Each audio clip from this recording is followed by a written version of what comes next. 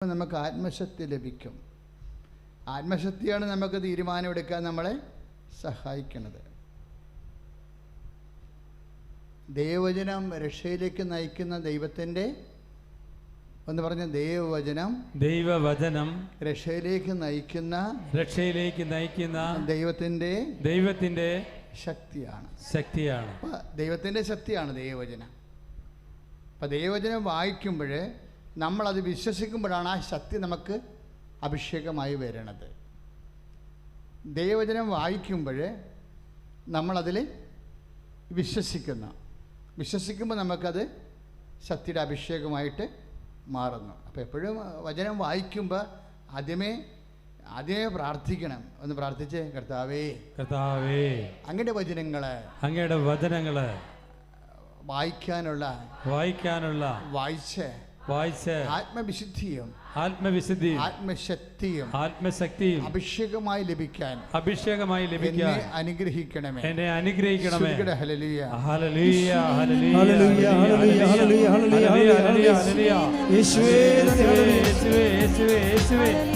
യേശുക്രിസ്തു എല്ലാ മനുഷ്യർക്കും വേണ്ടി ഒരുക്കിയിരിക്കുന്ന രക്ഷ ഞാൻ എൻ്റെ കണ്ണുകൊണ്ട് കണ്ടിരിക്കുന്നു. Praise the Lord. അതാണ് ലൂക്ക 2:30 അല്ലേ? ഒന്ന് ഏറ്റു പറഞ്ഞ് എല്ലാ മനുഷ്യർക്കും വേണ്ടി ഒരുക്കിയിരിക്കുന്ന രക്ഷ ഞാൻ എൻ്റെ കണ്ണുകൊണ്ട് കണ്ടിരിക്കുന്നു. അപ്പോഴേ ക്രിസ്തു ആരാണ്? എല്ലാ മനുഷ്യർക്കും വേണ്ടി ഒരുക്കിയിരിക്കുന്ന രക്ഷയാണ്. പിന്നെയും ക്രിസ്തു ആരാണെന്ന് ചോദിച്ചാൽ ബൈബിൾ പറയും ക്രിസ്തു എല്ലാ മനുഷ്യർക്കും എല്ലാമാണെന്ന് പറയും. ക്രിസ്തു എല്ലാമാണ്, എല്ലാവരിലുമാണ് എന്ന് പറയും. അതാണ് കൊളോസ്യൻസ് 3:11. ക്രിസ്തു എല്ലാ മനുഷ്യർക്കും വേണ്ടിയുള്ളതാണ്. പിന്നെ ദൈവം ഒരുക്കിയിരിക്കുന്ന രക്ഷയാണ്. പിന്നെ എന്താണ്? ക്രിസ്തു എല്ലാമാണ്. അപ്പോൾ ഈ തങ്കച്ചൻ്റെ പ്രശ്നം എന്താ? CDC പാസ്പോർട്ടും തമ്മിൽ നെയിം ടാലി ആകണില്ല. രണ്ടാമത്തെ എന്താ വിഷയം? പിന്നത്തെ ഗ്യാപ്പ് എന്താണ്? ഏജ് ഓവറാണ്. ഈ ഡൈക്കോട്ടമിയിലാണ്. ഇതാണ് സ്പേസ്. ആരുടെ സ്പേസ്? ക്രിസ്തുവിൻ്റെ സ്പേസ്. ഒരു അടയാളം എങ്ങനെ സംഭവിക്കുന്നുവെന്ന് അച്ഛൻ പറയുകയാണ്. ഒരു അടയാളം എങ്ങനെ സംഭവിക്കുന്നത്? ആ സ്പേസ് ക്രിസ്തുവിൻ്റെ അതിൽ ആ വിഷയത്തിലെ സ്പേസാണ് നമ്മുടെ വിശ്വാസത്തിൻ്റെ സ്പേസ്. പറഞ്ഞാൽ മനസ്സിലായില്ലേ? ഒരു വിഷയത്തിലുണ്ടാകുന്ന ഗ്യാപ്പാണ്. ഒരു ഗ്യാപ്പ് ഉണ്ടാവും എല്ലാ വിഷയത്തിലും. ഇതിനെ നമ്മൾ പ്രോബ്ലം എന്ന് പറയണത്. ഒരു വിഷയത്തിലുണ്ടാകുന്ന ഗ്യാപ്പാണ് ക്രിസ്തുവിൻ്റെ സ്പേസ്. ഈ ഗ്യാപ്പിനെ ഫില്ല് ചെയ്യണത് എങ്ങനെയാണ്? ക്രിസ്തുവിനെ കൊണ്ട് ഫില്ല് ചെയ്യണത് എങ്ങനെയാണ്? By faith. പറഞ്ഞാൽ മനസ്സിലായില്ലേ? ഈ ഗ്യാപ്പ് ഒരു വിഷയത്തിലുള്ള പ്രശ്നമാണ് ക്രിസ്തുവിൻ്റെ എല്ലാം. കാര്യം ക്രിസ്തു എല്ലാമാണ്. അതുകൊണ്ട് ആ സ്പേസ് ക്രിസ്തുവിൻ്റെ സ്പേസാണ്. ഈ ഗ്യാപ്പ് നമ്മൾ വിശ്വാസം എങ്ങനെ ഫില്ല് ചെയ്യണത്? വിശ്വസിച്ച് കൊണ്ടാണ് ഫില്ല് ചെയ്യണത്. അത് കാര്യം അത് ക്രിസ്തുവിൻ്റെ സ്പേസാണ്, നമ്മുടെ സ്പേസ് അല്ല, നമ്മുടെ യോഗ്യതയുടെ സ്പേസ് അല്ല. ഉടമ്പടി വർക്കൗട്ട് ചെയ്യണത് എങ്ങനെയാണ്? Not by merit but by ഗ്രേസിലാണ് വർക്കൗട്ട് ചെയ്യണത്. മെറിറ്റ് മീൻസ് നമ്മളുടെ യുക്തിയാണ് അവിടെ വരുന്നത്. അവിടെ മെറിറ്റിന് പകരം not by merit but by grace ആകുമ്പോൾ, ഗ്രേസ് എന്ന് പറയണത് ക്രിസ്തുവിൻ്റെ വേറെ ഒരു പേരാണ്. ക്രിസ്തു എന്ന് വെച്ചാൽ അതിൻ്റെ പേരെന്താ? അതിൻ്റെ അർത്ഥം എന്താ? യേശു അല്ല, ക്രിസ്തു അഭിഷിക്തൻ. ദൈവം കൃപ ലോകത്തിലേക്ക് ലഭിക്കാൻ വേണ്ടി അംഗീകാരം മുദ്ര ചാർത്തി അഭിഷേകിച്ചയച്ചവൻ്റെ പേരാണ് അഭിഷിക്തൻ, ക്രിസ്തു. ഇപ്പം എല്ലാ വിഷയങ്ങൾക്കും ഒരു ക്രിസ്തു ഉണ്ടാവും. എല്ലാ വിഷയങ്ങൾക്കും ഒരു ക്രിസ്തു ഉണ്ടാവും. ആ സ്പേസ് കണ്ടെത്തിയിട്ട് അവിടെ വിശ്വാസം പ്രഖ്യാപിക്കും. തകച്ചൻ വളരെ ടാക്ടിക്സായിട്ടാണ് ആ വിഷയം ചെയ്യുന്നത്. നമ്മൾ അദ്ദേഹത്തിൻ്റെ പ്രായോഗികമായ ചില നിലപാടുകളെ ക്രിസ്തുശാസ്ത്രമനുസരിച്ച് വിലയിരുത്തി കഴിഞ്ഞാൽ നല്ല രസമാണത് കേൾക്കാൻ. കാര്യം അയാൾ എന്താ പറയണത്? നീ ഉടമ്പടി എടുക്കൂ. കാര്യം ഉടമ്പടി എടുത്ത് കഴിയുമ്പോൾ എനിക്ക് ജോലി കിട്ടും. പാസ്പോർട്ട് കുഴപ്പമാണെങ്കിലും CDS കുഴപ്പമാണെങ്കിലും ഏജ് ഓവറാണെങ്കിലും ഉടമ്പടി എടുത്ത് കഴിയുമ്പോൾ എനിക്ക് ജോലി കിട്ടും. അതുകൊണ്ട് എനിക്കത് പൂർത്തിയാക്കാൻ പറ്റത്തില്ല, നീ പൂർത്തിയാക്കുക. വിശ്വാസം പ്രഖ്യാപിക്കേണ്ട രീതി കണ്ടില്ലേ? അപ്പോൾ ഉടനെ വൈഫ് ഉടമ്പടി എടുക്കും. അപ്പോൾ ഉടനെ വൈഫ് ഉടമ്പടി എടുക്കുമ്പോൾ മദ്യപാനം ഉപേക്ഷിക്കുന്നു. അപ്പോൾ സ്ത്രീകൾക്ക് അത് ബാധകമല്ലാത്തത് കൊണ്ട് അവരത് എഴുതി വെച്ചു. എഴുതി വെച്ചപ്പോൾ ഇവിടുന്ന് കറക്ഷൻ കൊടുത്തു. അത് നിങ്ങൾ സ്ത്രീയല്ലേ, നിങ്ങൾക്കത് ബാധകമല്ലല്ലോ എന്ന് പറഞ്ഞപ്പോൾ എഴുതാൻ പറഞ്ഞത് ആരാണ്? തങ്കച്ചനാണ് പറഞ്ഞത്. അപ്പോൾ ഹസ്ബൻഡാണ് എഴുതാൻ പറഞ്ഞത്. പക്ഷേ ഇവിടെ നിയമം പറഞ്ഞപ്പോൾ അത് എഴുതേണ്ട നിങ്ങളല്ലേ ഉടമ്പടി എടുക്കണമെന്ന് ചോദിച്ചു. പക്ഷേ കർത്താവിനോട് ആ മനുഷ്യൻ്റെ ഉടമ്പടി ചെയ്യും. ഈ ഉടമ്പടി ഞാൻ എഴുതിയിട്ടില്ലെങ്കിലും ഞാൻ ഈ ഉടമ്പടി എഴുതിയതുപോലെ പാലിക്കും. അതാണ് വിശ്വാസം. സ്തുതിക്കട്ടെ. ഹല്ലേലൂയ, ഹല്ലേലൂയ, ഹല്ലേലൂയ, ഹല്ലേലൂയ,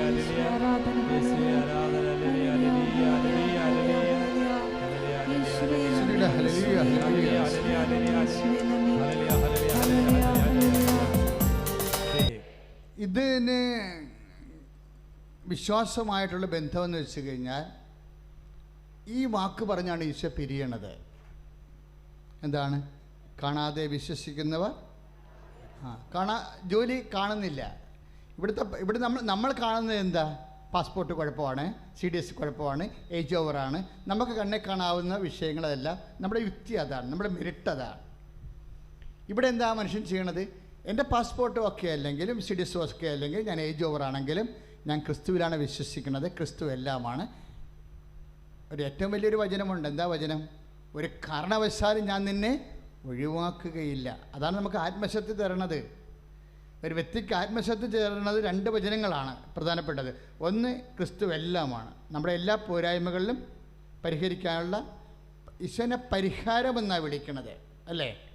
ദാറ്റ് മീൻസ് പാപത്തിന് പോലും പരിഹാരമെങ്കിൽ ബാക്കി എല്ലാത്തിനും പരിഹാരമെന്ന് അതിൻ്റെ അർത്ഥം. കൈയിടിച്ച് കർത്താൻ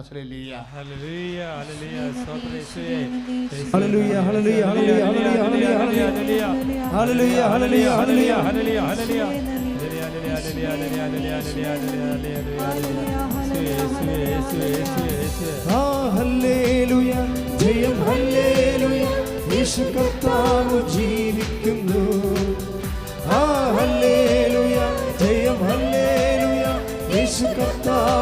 ജീവിക്കുന്നു. പരിശുദ്ധ പരമദിവ്യകാരുണ്യത്തിന് ഇപ്പൊ യോഹന്നാൻ 20:29 യോഹന്നാൻ 20:29 കാണാതെ വിശ്വസിക്കുന്നവർ ഭാഗ്യവാന്മാർ. അപ്പം നമ്മളത് ഇത്രയും നാൾ ആട്രിബ്യൂട്ട് ചെയ്തത് ദൈവത്തെ കാണുന്നില്ല എങ്കിലും നമ്മൾ വിശ്വസിക്കുന്നു. അങ്ങനെയല്ല. ക്രിസ്തുവിൽ നമ്മൾ വിശ്വസിക്കുന്നത് എല്ലാത്തിനും അത് തന്നെയാണ് പ്രിൻസിപ്പിള്. നമ്മുടെ ജോലി കാണുന്നില്ല, കുഞ്ഞുങ്ങളെ കാണുന്നില്ല, ജീവിത പങ്കാളിയെ കാണുന്നില്ല, കിടക്കാൻ ഇടം കാണുന്നില്ല, പൊറുക്കാൻ വീട് കാണുന്നില്ല, ഒന്നും കാണുന്നില്ല. But we see Jesus. നമ്മൾ കർത്താവിനെ കാണുന്നു. കൈ അടിച്ച് കർത്താവ്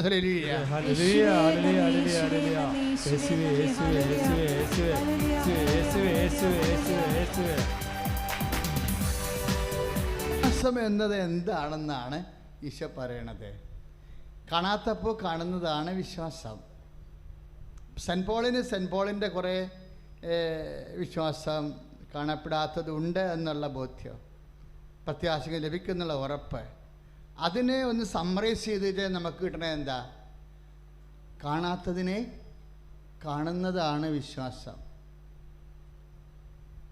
കാണാത്തതിനെ ഒന്ന് പറഞ്ഞ്, കാണാത്തതിനെ കാണുന്നതാണ് വിശ്വാസം.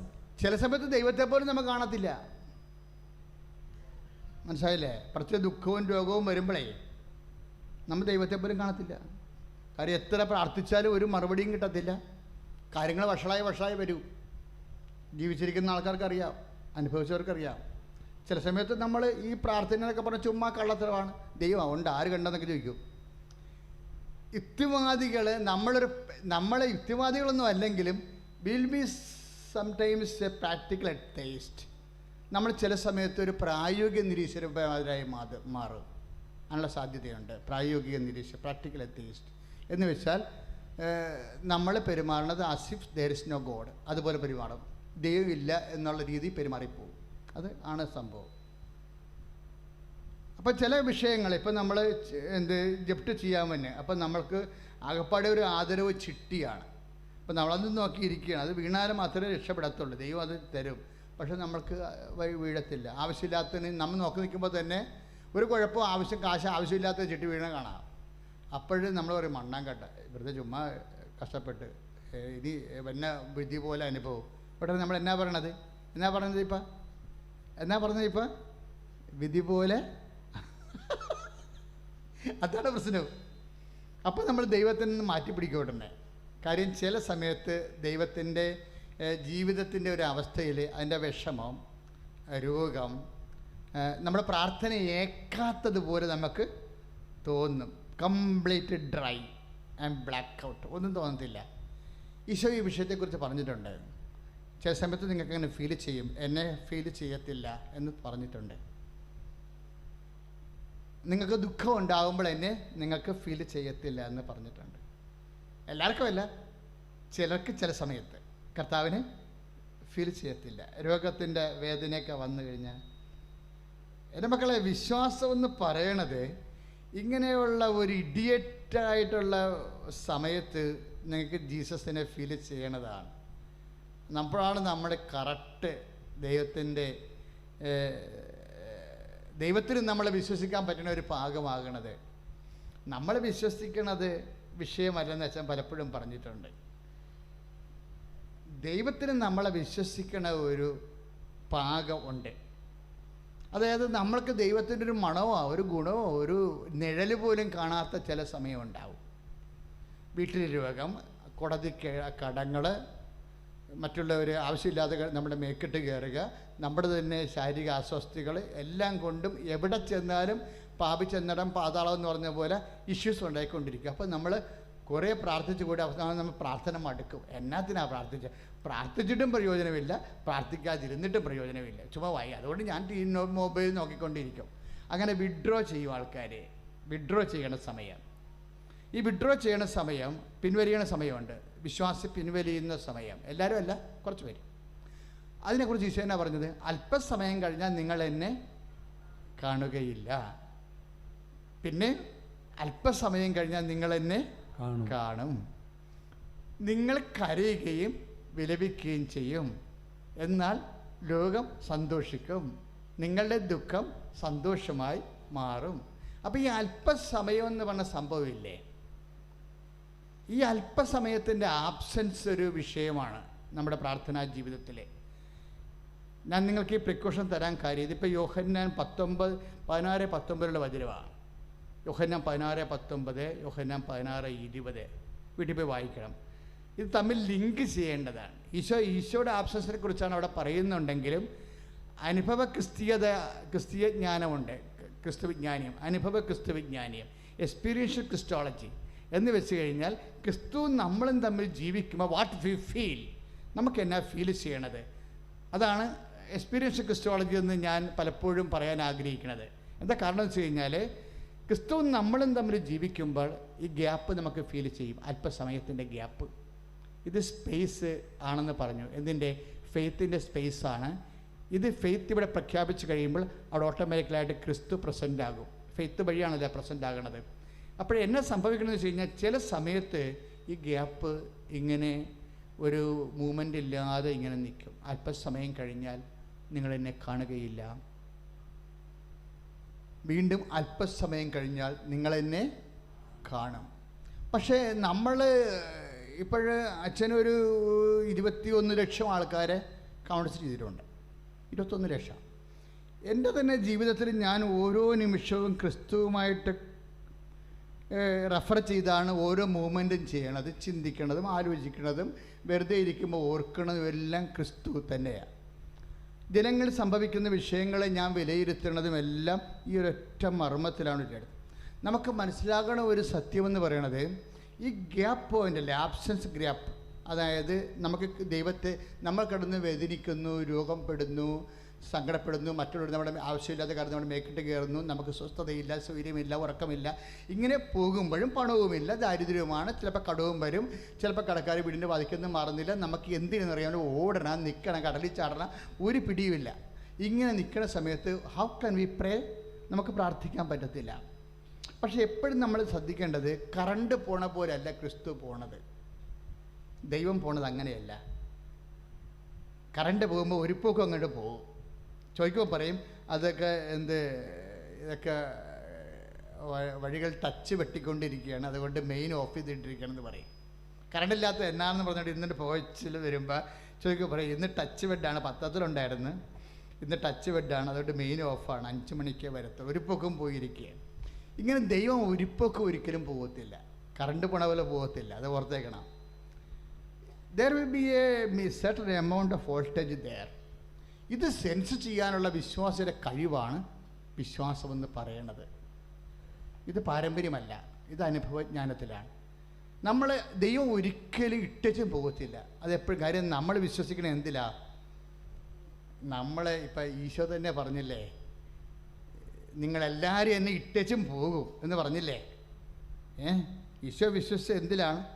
ഈശോയ്ക്ക് ഫീൽ ചെയ്ത ഒരു സത്യമുണ്ട്, നിങ്ങളെല്ലാവരും എന്നെ ഇട്ടച്ചും പോകും, പക്ഷെ ഞാൻ ഏകനല്ല, പിതാവ് എന്നോടുകൂടെ ഉണ്ട്. കൈയിടിച്ച് കിടത്താണ് യോഹന്നാൻ 16:32.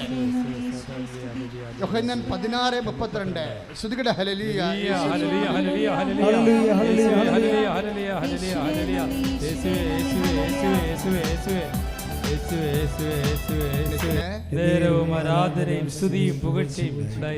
അപ്പൊ യോഹന്നാൻ 16:32 ഈശോ ഫീൽ ചെയ്ത ഒരു സത്യമുണ്ട്. ഈശോ സമ്പൂർണമായ മനുഷ്യത്വത്തിലും ദൈവത്തിലുമാണ്, ഈ മനുഷ്യാവസ്ഥയിലാണ്, ഈ ഹ്യൂമൻ റിയാലിറ്റിയിലാണ് ഈശോ അത് ഫീൽ ചെയ്തത്. എന്താ ഈശോ ഫീൽ ചെയ്തത്? നിങ്ങളെല്ലാവരും എന്നെ ഇട്ടച്ചും പോണ കാലമുണ്ട്, എൻ്റെ ആരോഗ്യം എന്നെ ഇട്ടച്ചും പോകും അല്ലേ, എൻ്റെ പൊന്നും എന്നെ ഇട്ടച്ചും പോകും, എൻ്റെ വെള്ളിയും എന്നെ ഇട്ടച്ചും പോകും. 10 ദിവസം പറഞ്ഞില്ലേ, കൂടപ്പറപ്പുമാരും ഉറ്റവരും ഉടയവരും ഒക്കെ ഇട്ടച്ചും പോകും, എല്ലാവരും ഇട്ടച്ചും പോകും. ഈ ലോകത്തിൻ്റെ ഒരു പ്രത്യേകതയാണ്, എല്ലാവരും ഇട്ടച്ചും പോകുന്ന ഒരവസ്ഥ. പച്ചക്കുമില്ല പഴുത്തതിനോട് സ്നേഹിക്കാൻ മാത്രം ഉണ്ടായി ഈശോനെ പോലെ ഇട്ടച്ചും പോയി വരും. നമ്മുടെ അവസ്ഥ പറഞ്ഞിട്ട് കാര്യമുണ്ട, അതാണ് സംഭവം, ഇട്ടച്ചും പോകും. ഇത് നമ്മൾ പ്രീസപ്പോസ് ചെയ്യണം. ഈശോ പറഞ്ഞ ഒരു വാക്കാണത്. 16:32 എല്ലാവരും എന്നെ ഇട്ടച്ചും പോകും. എന്നിട്ട് ഈശോ എന്നാ പറഞ്ഞത്? വിശ്വാസിയെ സംബന്ധിച്ചിടത്തോളം എന്താണ്? എങ്കിലും ഞാൻ ഏകനല്ല. എന്താണ് കാരണം? പിതാവ് എന്നോട് കൂടെയുണ്ട്. ആ പിതാവിൻ്റെ ഏറ്റവും വലിയ വാഗ്ദാനം അതാണ്. Whatever happens to you, I will not forsaken you, I will be with you. എന്തൊക്കെ നിനക്ക് സംഭവിച്ചാലും ഞാൻ നിന്നെ ഒരു കാലത്തും ഇട്ടച്ചും പോകുന്നില്ല. കൈ ഇട്ടിച്ച്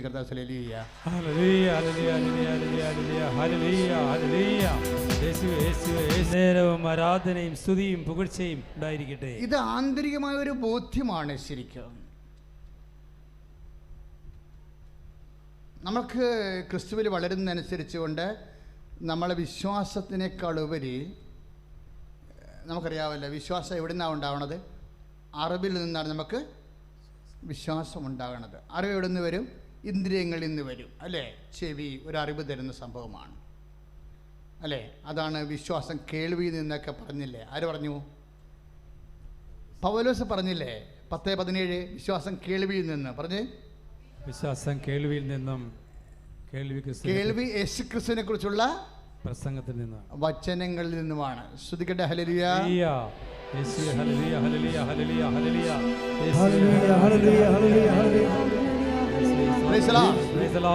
അപ്പൊ സെന്റ് പോൾ 10:17, റോമ 10:17 വിശ്വാസം കേൾവി നിന്ന്. പറഞ്ഞേ, വിശ്വാസം കേൾവിയിൽ നിന്ന്, കേൾവി യേശുക്രിസ്തുവിനെ കുറിച്ചുള്ള പ്രസംഗങ്ങളിൽ നിന്നുമാണ്. അപ്പൊ വചനങ്ങളിൽ നിന്നാണ്. വെറുതെ ചുമ്മാ കേൾവിയല്ല, യേശുക്രിസ്തുവിനെ കുറിച്ച് കേൾക്കണം. അതാര് പറഞ്ഞാണ് സെന്റ് പോൾ കേട്ടത്? എസ്തപ്പാൻ പറഞ്ഞ് കേട്ടതാ. എസ്തപ്പാൻ ഇങ്ങനെയല്ല കൊന്നത്. ഇങ്ങനെ കൊല്ലാൻ പിടിച്ചപ്പോൾ ആ മനുഷ്യൻ പറഞ്ഞ വചനങ്ങളിൽ നിന്നാണ് ഇങ്ങനെ വിശ്വാസം കിട്ടണത്. വിശ്വാസം എവിടുന്ന് വരുമെന്നൊരു പിടിയില്ലേ, എപ്പോഴും വരും. അപ്രതീക്ഷിത. ഇയാളെ ഇങ്ങനെ കല്ലെറിഞ്ഞ് കൊല്ലണ ഒരു മനുഷ്യൻ കല്ലെറിഞ്ഞ് ചാകണതിന് മുമ്പ് ഇദ്ദേഹത്തിൻ്റെ മുഖത്ത് നോക്കി പറഞ്ഞ ക്രിസ്തുവചനങ്ങളുണ്ട്. അതിൽ നിന്നാണ് ഈ മനുഷ്യൻ വിശ്വാസം കിട്ടുന്നത്. ശ്രുതിക്കട്ടെ ഹല്ലേലൂയ. കേൾവിയിൽ നിന്നാണ് കിട്ടിയത്. പക്ഷേ ഈ വിശ്വാസത്തെ പത്രോസ് അറിവിനെ ബോധ്യത്തിലേക്ക് കൊണ്ടുവരും. അതാണ് പത്രോസിൻ്റെ വിജയത്തിൻ്റെ ഒരു കാരണം. അറിവിനെ ബോധ്യത്തിലേക്ക് കൊണ്ടുവരും. പത്രോസിനോട് അന്ത്രയോസാണ് പറഞ്ഞത്, ഞങ്ങൾ മിശിഹായെ കണ്ടുവന്ന്. ഞങ്ങൾ മിശിഹായെ കണ്ടുവെന്ന് പറഞ്ഞത് ആരാണ്? അന്ത്രയോസാണ്. അപ്പോഴും ഉടനെ അന്ത്രയോസ് പറഞ്ഞത് കേട്ടാണ് ഈ മനുഷ്യൻ ക്രിസ്തുവിലേക്ക് വരണത്. പക്ഷെ വന്നതിന് ശേഷം പത്രോസിനുണ്ടായ മാറ്റമെന്ന് പറയണത്, പിന്നീട് ഈ ഒരു മനുഷ്യൻ കുളിക്കാൻ പോലും പോയിട്ടില്ല, ഒരിടത്തും പോയിട്ടില്ല. കുളിക്കാൻ പോയിടുമ്പോഴും ഞാൻ ഭംഗിവാക്ക് പറഞ്ഞതാണ്, ഈ മനുഷ്യൻ ഒരിടത്തും പോയിട്ടില്ല. അതൊരു വല്ലാത്ത ഒരു പണിയാണ്. ഈ മനുഷ്യൻ ഒരിടത്തും പോയില്ല. കർത്താവ് ജെറുസലേം വിട്ട് പോരെന്ന് പറഞ്ഞിട്ട് മരിക്കണ സമയത്ത് മാത്രമേ പോയുള്ളൂ. ആ റോമിൽ ആ മരണമെന്ന് നേരത്തെ പറഞ്ഞ കാരണം മരിക്കണ സമയത്ത് മാത്രമേ ഈ മനുഷ്യൻ പോയുള്ളൂ. പിന്നെ കുറച്ച് നാൾ കോൺസ്റ്റാന്റിനോപ്പിളിലുണ്ടായിരുന്നു, അന്ത്യോക്യയിൽ. അല്ലാതെ പരമാവധി കർത്താവ് പറഞ്ഞ ഇടത്ത് തന്നെ ആ മനുഷ്യൻ നിൽക്കിയിരുന്നു. ഒരു വല്ലാത്തൊരു മനുഷ്യനാണ് ഈ. ഞാൻ എപ്പോഴും പറഞ്ഞ കർത്താവ് ഈ പത്രോസിൻ്റെ വിശ്വാസത്തിൽ അഭിഷേകം ചെയ്യണമേ. ശ്രുതികട്ടെ ഹല്ലേലൂയ. ഹല്ലേലൂയ ഹല്ലേലൂയ ഹല്ലേലൂയ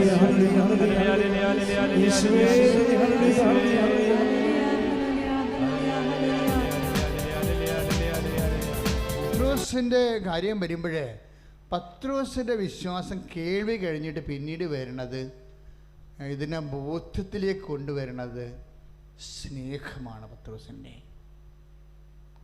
അത് പൗലോസ് അതിനെക്കുറിച്ച് തിയറി പറഞ്ഞിട്ടുണ്ട്. സ്നേഹമെല്ലാം വിശ്വസിക്കുന്നു. ക്രിസ്തുവിനെ സംബന്ധിച്ചിടത്തോളം ക്രിസ്തു എല്ലാം ആയതുകൊണ്ട് ക്രിസ്തുവിനെ വിശ്വസിക്കുന്നുവെന്ന് പറയുന്നതിന് പകരം പറഞ്ഞ വാക്കാണ് 1 കൊരിന്ത്യർ 13:7, സ്നേഹം എല്ലാം വിശ്വസിക്കുന്നു. എല്ലാം വിശ്വസിക്കുന്ന, ആ വചനപ്രകാരം എല്ലാം വിശ്വസിക്കുന്ന ഒരു പക്ഷേ ഒരേ ഒരാളാണ് ഈ പത്രോസ് എന്ന് പറയുന്ന ആൾ. നിങ്ങളുടെ ജീവിത സമ്മർദ്ദങ്ങളൊക്കെ നിങ്ങൾ ഉടമ്പടിയിൽ എഴുതിയിട്ടുണ്ട്, സാക്ഷ്യവും നിങ്ങൾ കേട്ടിട്ടുണ്ട്. പക്ഷേ നിങ്ങൾ സാക്ഷ്യത്തെക്കാൾ വലുത് കർത്താവിനോട് ചോദിക്കണം. ഉടമ്പടിയിൽ എഴുതുമ്പോൾ ഒന്നാമത്തെ കാര്യം പറയണം, അപ്പാ ഞങ്ങൾക്ക് ക്രിസ്തുവിനെ തരണം, അമ്മേ ഞങ്ങൾക്ക് ക്രിസ്തുവിനെ തരാൻ വേണ്ടി മധ്യസ്ഥം വഹിക്കണം. ശ്രുതികട്ടെ ഹല്ലേലൂയ.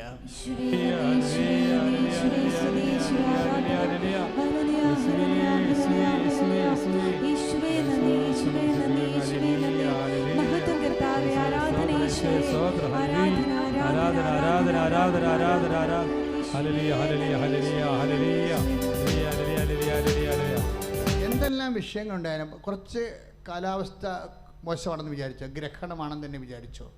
ഇപ്പോൾ സൂര്യഗ്രഹണമില്ലേ, അതുപോലെ ഗ്രഹണം, ജീവിതം, എക്ലിപ്സ്, ചിലപ്പോൾ സ്പിരിച്വൽ എക്ലിപ്സ് സംഭവിക്കും. നമുക്ക് സൂര്യനെ കാണാൻ പാടില്ലാത്ത ഇരുട്ടിൻ്റെ കാലമുണ്ടാവും. ദൈവത്തിന് ഒരു പിടിയും കിട്ടാത്ത, പ്രാർത്ഥിക്കാൻ പോലും തോന്നാത്ത ചില ഇരുട്ടിൻ്റെ കാലം. അപ്പോൾ വർക്കൗട്ട് ചെയ്യണത് വിശ്വാസമല്ല, അപ്പോൾ വർക്കൗട്ട് ചെയ്യണത് സ്നേഹമാണ്. അപ്പോൾ ദൈവത്തെ കാണുന്നില്ല, പ്രാർത്ഥനയ്ക്ക് ഉത്തരമില്ല, നമുക്കാരുമില്ല, നമ്മൾ വിശ്വസിക്കുന്ന പോലുമെല്ലാം നമുക്കതിനെക്കുറിച്ച് ഒരു ഐഡിയ ഇല്ല എന്ന് വിചാരിക്കുന്ന സമയത്തും സ്നേഹം ഉണ്ടെങ്കിൽ നിനക്ക് ഈ ഷെയ്ഡായി കിടക്കുന്ന, ഡോർമൻ്റായി കിടക്കുന്ന, സ്ലീപ്പിംഗ് ആയി കിടക്കുന്ന ദൈവത്തിൻ്റെ സാന്നിധ്യം നിനക്ക് സെൻസ് ചെയ്യാം. അപ്പോൾ ഒരിക്കലും നിന്നെ അനാഥമായി പോയി എന്ന് നമുക്ക് തോന്നത്തില്ല. അതിന് ഏറ്റവും നല്ലത് വിശ്വാസത്തെക്കാളുപരി സ്നേഹമാണ് നല്ലത്. നിങ്ങൾ ക്രിസ്തുവുമായി മുന്നോട്ട് പോകാൻ ഉദ്ദേശിക്കുന്നുണ്ടെങ്കിൽ നിങ്ങൾ പരിശുദ്ധാത്മാവിനോട് സ്നേഹഫലങ്ങളാൽ അഭിഷേകം ചെയ്യാൻ വേണ്ടി പ്രാർത്ഥിക്കണം. അമ്മയുടെ മധ്യസ്ഥവും പ്രാർത്ഥിക്കുന്ന കർത്താവേ, നിന്നെ അനുഭവിക്കാൻ സാധ്യതയില്ലാത്ത സമയത്തും അനുഭവിക്കുവാൻ കഴിയുന്ന ദൈവസ്നേഹത്താൽ എന്നെ അഭിഷേകം ചെയ്യണം.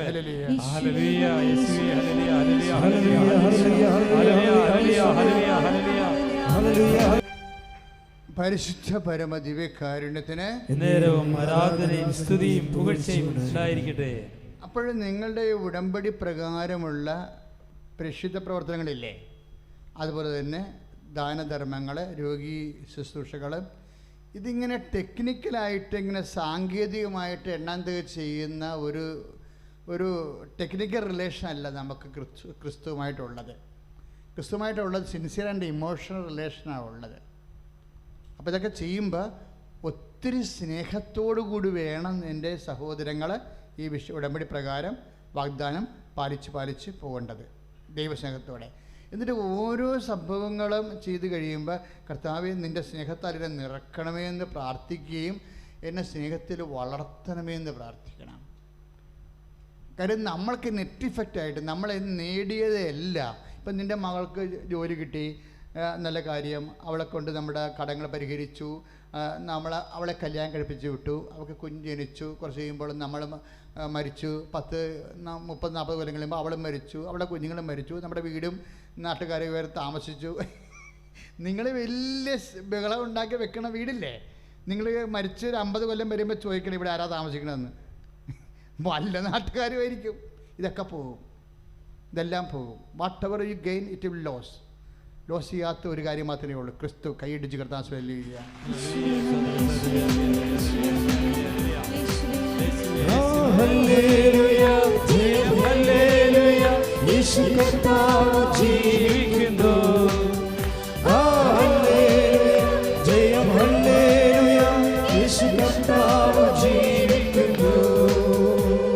അതുകൊണ്ടാണ് പൗലോസ് പറയുന്നത്, ഞാൻ ക്രിസ്തുവിനെ നേടാൻ വേണ്ടി എല്ലാം ഞാൻ കുപ്പയായി കരുതണം എന്ന് പറയണത്. എൻ്റെ അർത്ഥം എന്താണ്? നിത്യത വരെ നിലനിൽക്കുന്നത് ക്രിസ്തുവാണ്. നമ്മളത് കോടാനുകോടിയുടെ സ്വത്ത് ചുമ്മാ നക്കാപ്പിച്ച കാശിന് വാങ്ങിക്കുക. പക്ഷെ ചെയ്യണത് എങ്ങനെയാണ് വാങ്ങിക്കണത്? ഓരോ കാര്യവും ഉടമ്പടി പ്രകാരം ക്രിസ്തുവിന് വേണ്ടി ചെയ്യുമ്പോൾ, നിബന്ധനകൾ നിറവേറ്റുമ്പോൾ, അതുപോലെ തന്നെയുള്ള പ്രേക്ഷിത പ്രവർത്തനം ചെയ്യുമ്പോൾ, അതിലൂടെയെല്ലാം കുറുക്കൻ്റെ കണ്ണ് കോഴിക്കൂട്ടിടുന്ന പോലെ നിങ്ങളുടെ കണ്ണ് ക്രിസ്തുവിലായിരിക്കണം. ക്രിസ്തുവിനെ നേടാൻ വേണ്ടിയാണെന്നുള്ള ആ സ്നേഹത്തിൽ വേണം ഇതെല്ലാം ചെയ്ത് കൂട്ടാൻ. അപ്പോൾ അതിനിടയ്ക്ക് കുറച്ച് പ്രശ്നങ്ങൾ കൊണ്ടാൽ ചിലർ കളിയാക്കും, കുറച്ച് ആക്ഷേപിക്കും, കുറച്ച് പേര് നമ്മൾ എന്തെങ്കിലുമൊക്കെ ഉണ്ടെങ്കിൽ വലിയ നല്ല കാര്യമാണ്. എന്താ കാര്യം? നമ്മൾക്ക് ക്രിസ്തുവിന് വേണ്ടി സഹിക്കാനോ സമർപ്പിക്കാനോ നമുക്ക് അത് സ്നേഹത്തിലാണ് അതെല്ലാം നമ്മൾ ചെയ്യണത്. അതെല്ലാം സ്നേഹത്തിൽ. കാര്യം സ്നേഹം അവസാനം വരെ നിലനിൽക്കണ എന്താ? സ്നേഹം. വിശ്വാസം, പ്രത്യാശ, സ്നേഹം, ഇവയിൽ സ്നേഹം നിലനിൽക്കുന്നു. 1 കൊറിന്ത്യസ് 14:1 അല്ലേ? 1 കൊറിന്ത്യസ് 14:1 വിശ്വാസം, പ്രത്യാശ, സ്നേഹം. ഈ വിശ്വാസം, പ്രത്യാശ നമുക്ക് ഈ ലോകത്ത് വേണ്ടതാണ്. പക്ഷെ നിലനിൽക്കണം, നിത്യത വരെ നിലനിൽക്കുന്നത് എന്താണ്? സ്നേഹമാണ്. അപ്പം അതുകൊണ്ട് ഈ സ്നേഹം ആർജിക്കുക എന്നുള്ളതായിരിക്കണം ഉടമ്പടിയുടെ അൾട്ടിമേറ്റ് എയിമായിട്ട് വരേണ്ടത്. എന്ന് പ്രാർത്ഥിക്കുക. കർത്താവേ, ഞങ്ങൾ എന്ത് ചെയ്താലും എങ്ങനെ ചെയ്താലും ക്രിസ്തുവുമായി നിത്യത വരെ ഐക്യപ്പെട്ട് ജീവിക്കാനുള്ള ദൈവസ്നേഹത്താൽ ഉടമ്പടി പ്രകാരം ഞങ്ങളെ അഭിഷേകം ചെയ്യണം.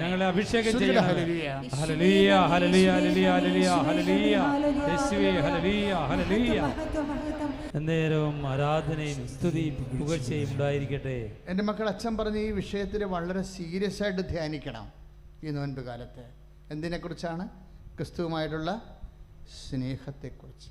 എന്താണെന്നറിയോ, ഞാൻ എപ്പോഴും ഫോളോ ചെയ്യേണ്ടത് അപ്പായും ഈശോയും തമ്മിൽ എങ്ങനെയായെന്ന് റിലേഷൻ എന്നാണ് ഞാൻ എപ്പോഴും ധ്യാനത്തിൽ അന്വേഷിക്കേണ്ടത്. രാത്രി ചില സമയത്ത് 2 മണിക്കൊക്കെ എഴുന്നേൽക്കേണ്ടി വരുമോ, അപ്പോഴും ഒരു ജപമാല ചൊല്ലിയിട്ട് തിരിച്ച് കിടക്കുമ്പോഴും ഞാൻ അപ്പോഴും ഈ വിഷയം ചിന്തിക്കും, അപ്പായെക്കുറിച്ച് ചിന്തിക്കും.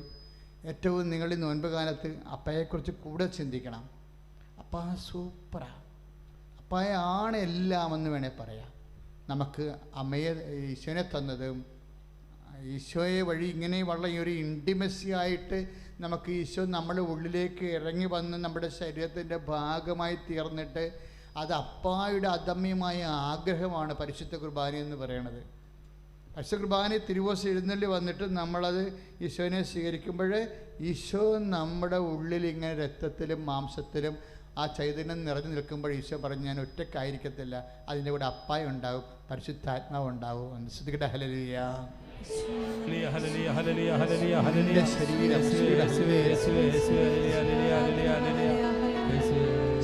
കുരിശരി ഇങ്ങനെ തിളച്ചു തൂങ്ങണ സൂര്യൻ്റെ താഴെ ഇങ്ങനെ ഉയർത്തി നിർത്തുമ്പോൾ പ്രജ്ഞ പോലും മരവിച്ചു പോകും. ആ സമയത്ത് ദൈവം ഇല്ലെന്ന് പോലും നമുക്ക് തോന്നുന്ന ഒരു സമയമാണ്. അതാ വേദന ഇങ്ങനെ വരുമ്പോഴേ അങ്ങനെ തോന്നിപ്പോവും മനുഷ്യന്. മനുഷ്യാവസ്ഥ ഈ മാംസത്തിൻ്റെ ഒരു പ്രത്യേകതയാണത്. മാംസത്തെ തൊട്ട് കഴിഞ്ഞാൽ നമ്മുടെ എല്ലാ റിലേയും പോകും. അപ്പോൾ ഈശോയ്ക്ക് റിലേ പോയ ഒരു സമയം ഉണ്ടായി. അത് മനസ്സിലാക്കണം നിങ്ങൾ. മനുഷ്യന് മാത്രമല്ല. എന്നിട്ട് അപ്പാ എന്ന് വിളിച്ച്, അപ്പാ എന്നെ എന്തുകൊണ്ടാണ് എലോയ് ലാമ സബക്താനി, എന്തുകൊണ്ടാണ് എന്നെ നിങ്ങളെല്ലാവരും എന്നെ ഇട്ടച്ച് പോണ സമയം ഉണ്ടാകും, എങ്കിലും ഞാൻ ഏകനല്ല, പിതാവ് എൻ്റെ കൂടെ ഉണ്ടെന്ന് പറഞ്ഞില്ലേ? ആ ആൾ തന്നെ വേദന കയറുമ്പോൾ പറയുന്ന വാക്ക് കേട്ടില്ലേ? അതാ മനുഷ്യാനുഭവം എന്ന് പറയണത്. മനുഷ്യ മാംസത്തിന് ഇങ്ങനെ കുറച്ച് പ്രശ്നങ്ങളുണ്ട്. കർത്താവ് മാംസം എടുത്തത് കൊണ്ടുണ്ടായ ഒരു പ്രശ്നമാണത്. ആർക്ക് വേണ്ടിയാ? നമ്മൾക്ക് പകരക്കാരനായിട്ട്. ഇപ്പം മത്തായി 27:46 എന്നാ പറയണത്? എലോയ് എലോയ് ലമാ സബക്താനി. എന്തുകൊണ്ട് ഇപ്പം ദൈവം ഉപേക്ഷിച്ചെന്ന് നമ്മൾ തോന്നുന്ന സമയം. ഞാൻ എന്തിനാ ഇങ്ങനെ പറയണമെന്നറിയാവോ? നിങ്ങൾക്കൊക്കെ എന്തെങ്കിലും രോഗവും വേദനയും വിഷമവും അല്ലെങ്കിൽ അയൽവാസികളുമായിട്ടുള്ള കടിപിടി അല്ലെങ്കിൽ നിങ്ങളുടെ ജോലി നഷ്ടപ്പെടുക അല്ലെങ്കിൽ എവിടെയെങ്കിലുമൊക്കെ ഇഷ്യൂസ് ഉണ്ടാകുമ്പോഴേ പ്രാർത്ഥിച്ചിട്ടും ഒക്കാണ്ട് വരുമ്പോഴേ എനിക്ക് ദൈവം പോലും ഒന്നും ഇല്ലെന്ന് നമുക്ക് തോന്നണില്ലേ? അങ്ങനെ ഉണ്ടെങ്കിൽ, അങ്ങനെ ഉള്ളപ്പോൾ അത് മഹാകാര്യമായിട്ട് സംഭവിക്കരുത്. ഈ മാംസത്തിൻ്റെ ഒരു നേച്ചറാണ്, പ്രകൃതിയാണത്. പ്രകൃതിയിൽ നമുക്ക് തോന്നും. കാര്യം നമ്മൾ വേദന അനുഭവിക്കുന്ന ചങ്കിലും മാംസത്തിലുമല്ലേ അനുഭവിക്കണത്.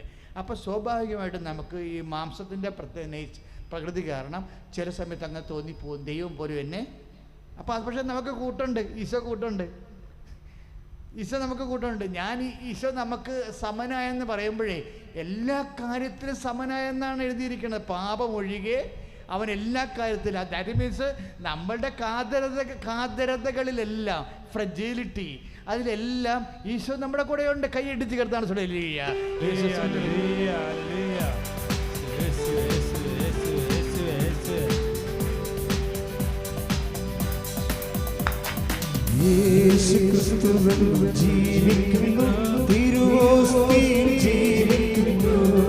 പക്ഷെ എന്താണ് ദൈവത്തിൻ്റെ നേച്ചർ?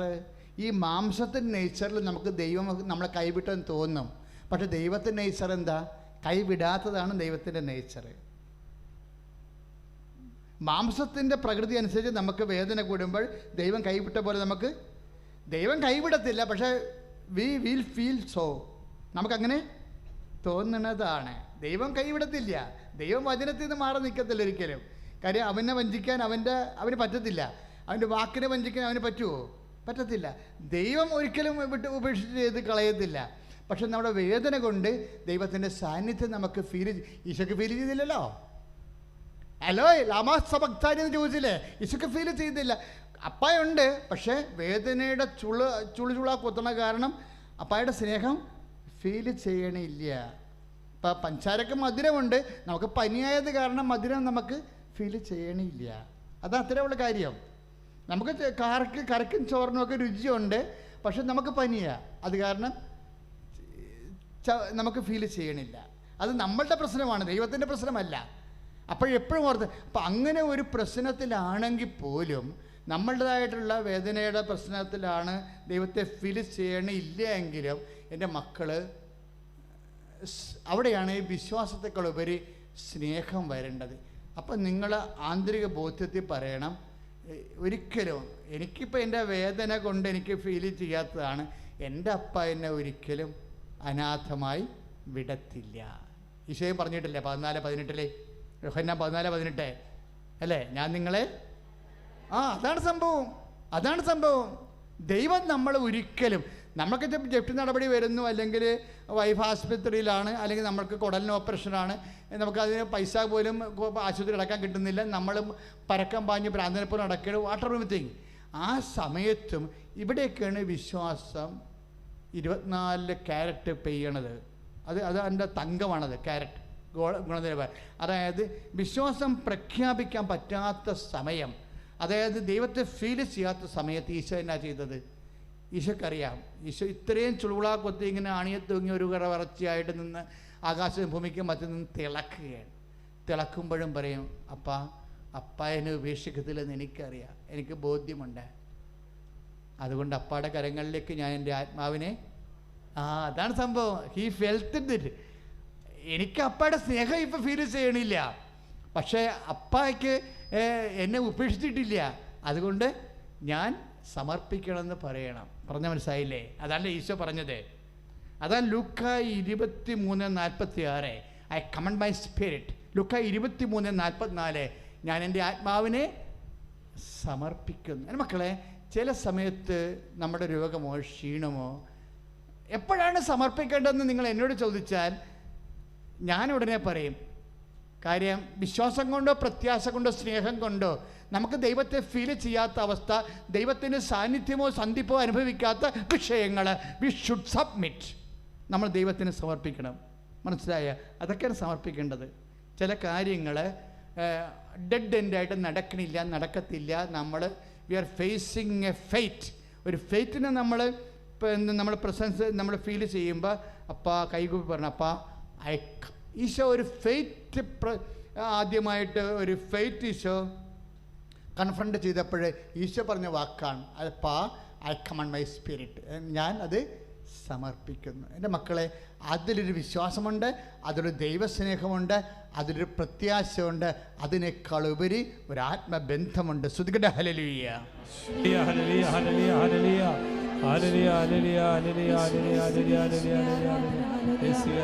വിഷയങ്ങളാണ് ഈ നടക്കാത്ത വിഷയങ്ങൾ, നമ്മുടെ ഉള്ളിലെ കാണാതെ ഇരിക്കുന്ന വിഷയങ്ങൾ, നമ്മുടെ മുമ്പിൽ കാണുന്നില്ല. കാണാത്ത കാര്യങ്ങൾ നമ്മൾ എന്ത് ചെയ്യണം? ഇതുപോലെ സമർപ്പിക്കാനുള്ളതാണ്. മനസ്സിലായില്ലേ? ഇപ്പം CDC പാസ്പോർട്ട് തമ്മിൽ സിങ്ക് ചെയ്യുന്നില്ല, ഏജ് ഓവറായിരിക്കുന്നു, നമുക്കത് ഫീൽ ചെയ്യുന്നില്ല, നമുക്കവിടെ ഗ്യാപ്പുണ്ട്, ആ സ്പേസ്.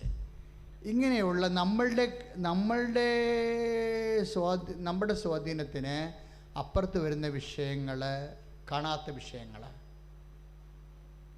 ദൈവത്തെ പോലും ആ മേഖലയെ കാണാത്ത വിഷയങ്ങൾ എന്തിനുള്ളതാണ്? സ്നേഹത്താൽ സമർപ്പിക്കാനുള്ള വിഷയങ്ങളാണ്. കാണാതെ വിശ്വസിക്കുന്നവർ ഭാഗ്യവാന്മാരെന്ന് പറയുമ്പോഴേ സ്നേഹത്തിൽ വിശ്വസിക്കുന്നവരെ എന്നതിൻ്റെ അർത്ഥം. സ്നേഹത്തിൽ കാണാത്തൊരവസ്ഥയില്ല. കാണാത്ത അവസ്ഥയിലും കാണുന്ന വിഷയത്തിൻ്റെ പേരാണ് സ്നേഹം. കൈയടിച്ച് കർത്താവ് ഹല്ലേലൂയ.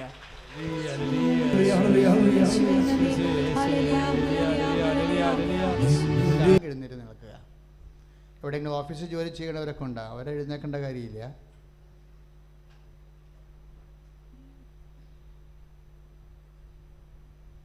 പ്രാർത്ഥിക്കുക. കർത്താവേ, ഈ ആരാധനയുടെ നിമിഷങ്ങളെ അങ്ങേക്ക് സമർപ്പിക്കുന്നു. ഈ ലോകത്ത് നിന്ന് കൊറോണ വൈറസിനെ അങ്ങ് പൂർണ്ണമായി നിഹനിക്കണമേ. പരസ്പരം പഠിച്ചാരാതെ കുറ്റം പറയാതെ ഇങ്ങനെയുള്ള ശത്രുവിനെ ദൈവത്തെ വിശ്വസിച്ചുകൊണ്ട് പരസ്പരം സ്നേഹിച്ച് പ്രതിരോധിക്കുവാൻ മനുഷ്യ സമൂഹങ്ങൾക്ക് സ്നേഹത്തിന്റെ അഭിഷേകം നൽകണമേ. ഹല്ലേലൂയ.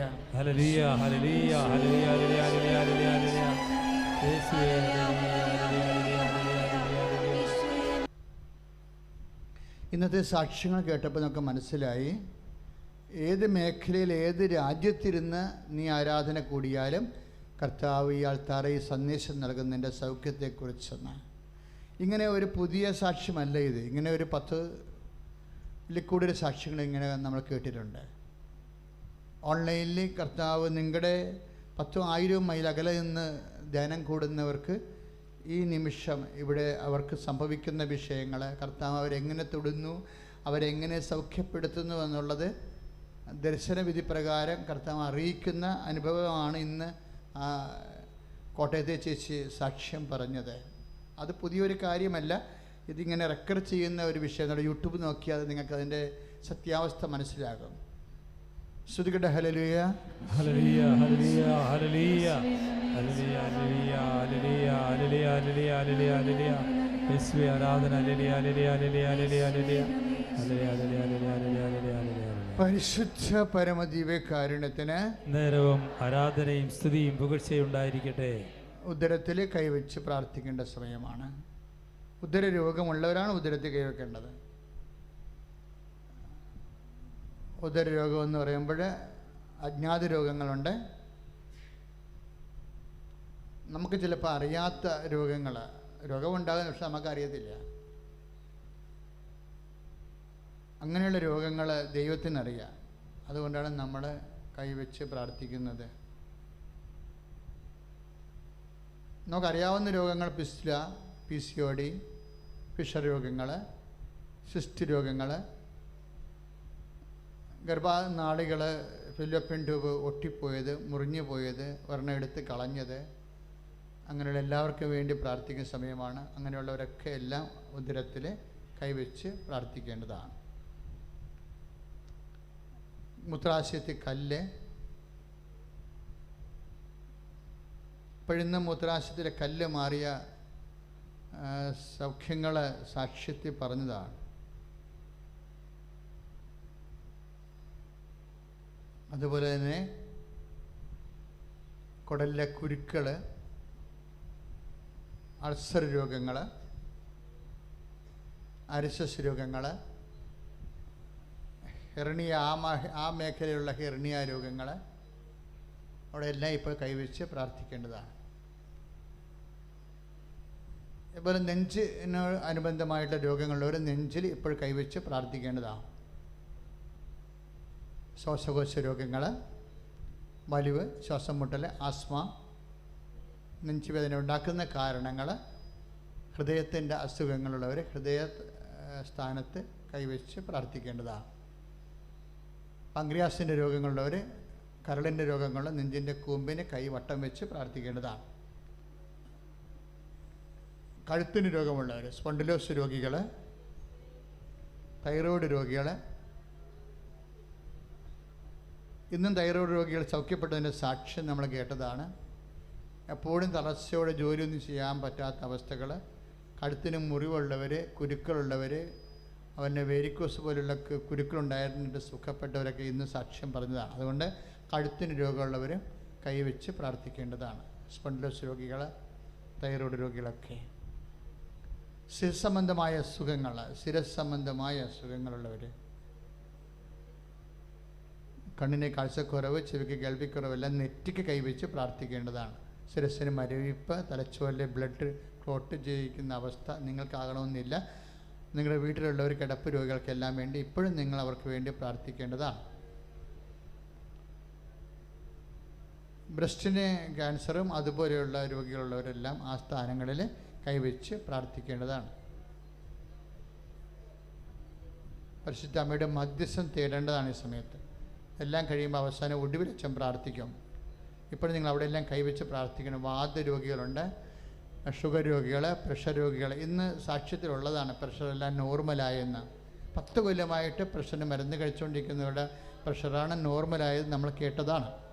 അപ്പോഴേ പ്രഷർ രോഗികൾ, ഷുഗർ രോഗികളൊക്കെ എല്ലാം, അവന് വാതരോഗികൾ, വെരിക്കോസിന് അസുഖമുള്ളവർ, വിസർപ്പ രോഗികൾ, അങ്ങനെയുള്ളവരെല്ലാം കൈ സ്വസ്തിക പോലെ വെച്ച് പ്രാർത്ഥിക്കേണ്ടതാണ്. ആസകലം ശരീരം സമർപ്പിക്കുന്നതിൻ്റെ അടിസ്ഥാനത്തിൽ കൈ സ്വസ്തിക പോലെ വെച്ചിട്ട് നെഞ്ചിൽ പിണച്ച് വെച്ചിട്ട് കർത്താവിനെ ഹോൾ ബോഡി കർത്താവിനെ സമർപ്പിച്ചുകൊണ്ട് പ്രാർത്ഥിക്കേണ്ടതാണ്. ഇത് പറയാത്ത രോഗികൾ, അജ്ഞാത രോഗികൾ, അതുപോലെ ഓട്ടിസത്തിൻ്റെ കുഞ്ഞുങ്ങളുള്ളവർ, അവരെല്ലാം അവർക്ക് വേണ്ടി പ്രാർത്ഥിക്കേണ്ട സമയമാണ്. അപസ്മാര രോഗികൾ, അതുപോലെ തന്നെ മാനസിക രോഗികൾ, പലതരത്തിലുള്ള 10,000 ഒരാൾക്കും 1,00,000 ഒരാൾക്കും വന്ന അപൂർവ രോഗികളൊക്കെ എല്ലാം ഇപ്പോൾ പ്രാർത്ഥിക്കേണ്ടതാണ്. സ്തുതിച്ചുകൊണ്ട് പ്രാർത്ഥിച്ചുകൊണ്ടിരിക്കേണ്ടതാണ്. അമ്മയോട് മധ്യസ്ഥം തേടിക്കൊണ്ട് പ്രാർത്ഥിക്കേണ്ടതാണ്. മാരക രോഗങ്ങൾ സൗഖ്യപ്പെടുന്ന ആരാധനയുടെ വലിയ നിമിഷമാണ്. കർത്താവേ, നിൻ്റെ വിശുദ്ധ പൗരോഹിത്യത്തെ മഹത്വപ്പെടുത്തണമെന്ന് പ്രാർത്ഥിക്കുന്നു. കർത്താവേ, നിൻ്റെ വിശുദ്ധ പൗരോഹിത്യത്തെ മഹത്വപ്പെടുത്തി പ്രാർത്ഥിക്കുന്നു. കർത്താവേ, നിൻ്റെ വിശുദ്ധ പൗരോഹിത്യത്തെ മഹത്വപ്പെടുത്തി പ്രാർത്ഥിക്കുന്നു. കർത്താവേ, അപ്പാ കൈ നീട്ടണമേ അപ്പാ.